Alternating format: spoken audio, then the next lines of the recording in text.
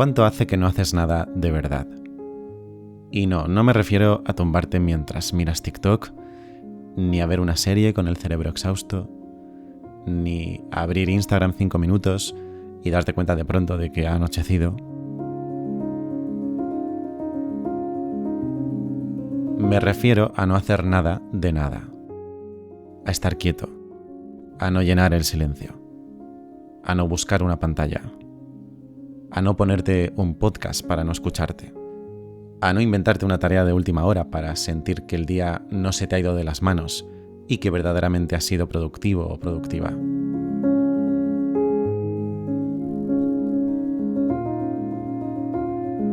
Ya respondo yo por ti. Hace mucho que no lo haces, que no lo hacemos.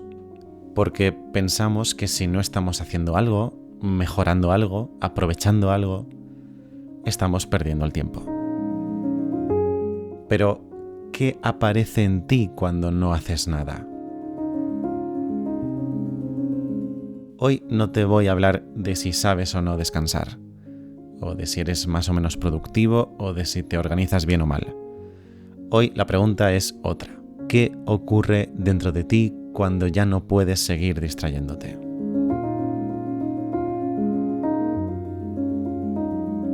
Hoy voy a hablarte de para qué sirve no hacer nada, pero no quiero caer en la clásica fantasía naif de la calma o en el mensaje de taza de conecta contigo o de aprende a fluir, porque honestamente a veces conectar con uno mismo es una experiencia bastante poco apetecible.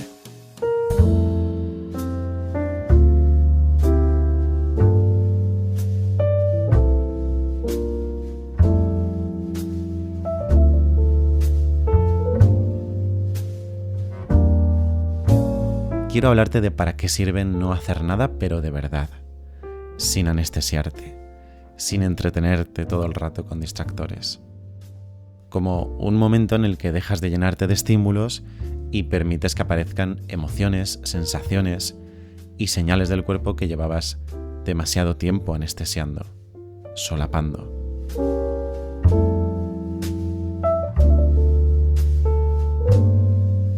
Porque en muchos casos no hacer nada sirve para dejar de interrumpir lo que te está pasando por dentro.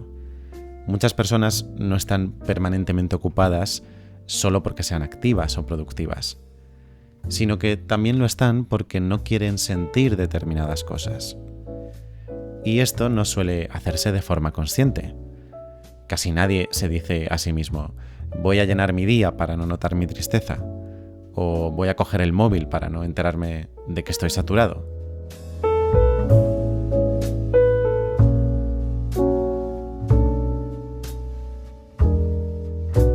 Lo que ocurre suele ser algo bastante más automático. Aparece un hueco, aparece una mínima incomodidad y enseguida buscamos algo que la tape, probablemente sin darnos cuenta y porque hemos aprendido a lo largo de mucho tiempo que funciona, que la incomodidad hay que matarla.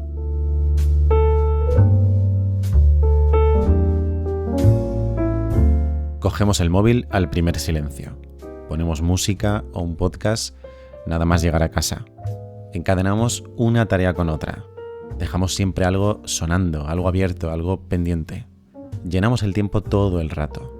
Y muchas veces pensamos que eso es solo un daño colateral de una sociedad hiperconectada. Y sí, obviamente tiene que ver con eso, pero a veces eso también es una excusa perfecta para evitar.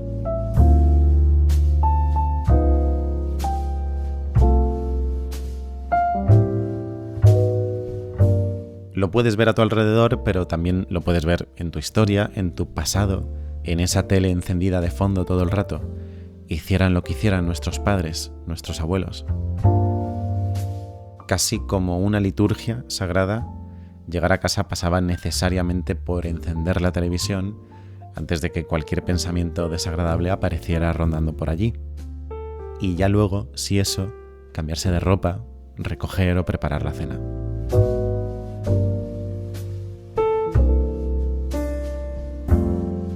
Así que no hacer nada, en primer lugar, sirve para que esa evitación se note. Y eso ya es mucho.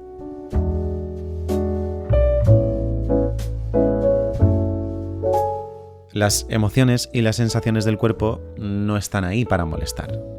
O sí, están ahí para molestarte y que gracias a eso las atiendas y busques el modo de regularte. Te señalan que algo necesita ser atendido. La tristeza puede estar diciendo que ha habido una pérdida, una decepción o un desgaste que es necesario regular. La rabia puede estar señalando un límite no puesto o una injusticia que necesita ser reclamada. La ansiedad puede estar avisando de una desconexión de tus necesidades o de un exceso de exigencia. El cansancio puede estar diciendo que necesitas parar. El vacío puede estar señalando una vida demasiado llena de cosas que en realidad no te hacen feliz.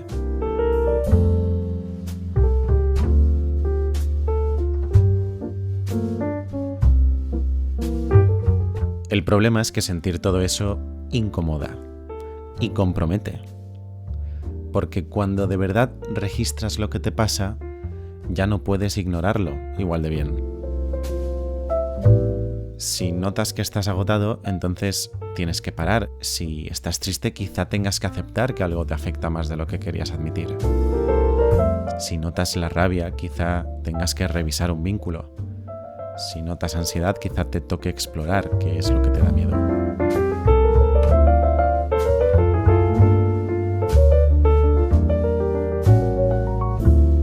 Por todo eso, la hiperactividad, la hiperestimulación parecen ser tan funcionales porque silencian el malestar a corto plazo.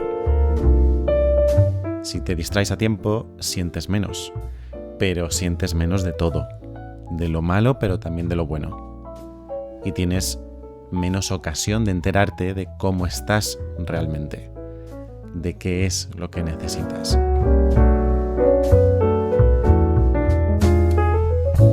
Me habrás escuchado muchas veces decir que debajo de una emoción desagradable hay una necesidad insatisfecha y si no entramos en contacto con esa emoción desagradable, no podemos identificar y por consiguiente satisfacer esa necesidad.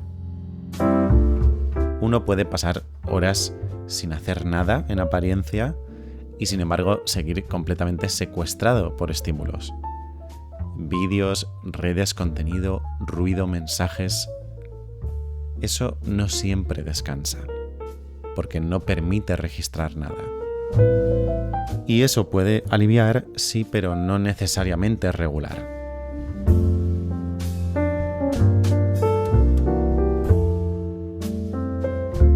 Regularnos emocionalmente significa notar el estado interno y atenderlo sin salir corriendo.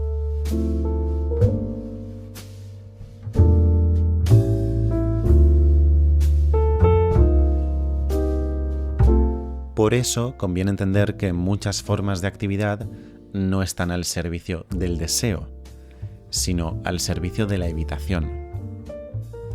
Hay personas muy estimuladas que creen que descansar es entretenerse, cuando a veces lo que están haciendo no es descansar, sino seguir impidiendo que emerja nada desde dentro.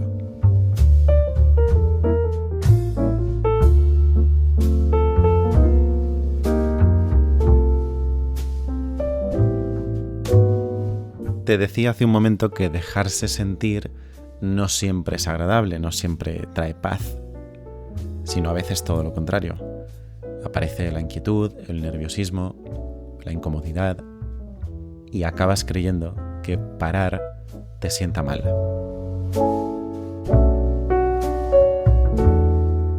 Y a veces lo que ocurre es que llevas tanto tiempo evitando el contacto contigo mismo que cuando por fin no te distraes, aparece un volumen de malestar que impresiona.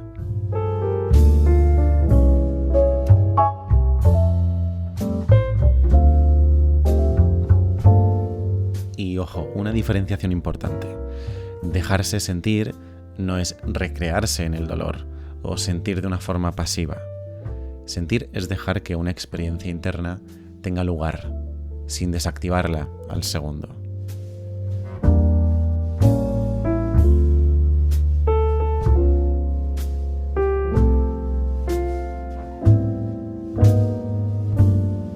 En el fondo esto va de escuchar el cuerpo antes de que el cuerpo se ponga a gritar. de escuchar la emoción antes de que se convierta en síntoma. No siempre vas a tener una respuesta inmediata y tampoco se trata de convertir cada rato de pausa en un ejercicio de introspección.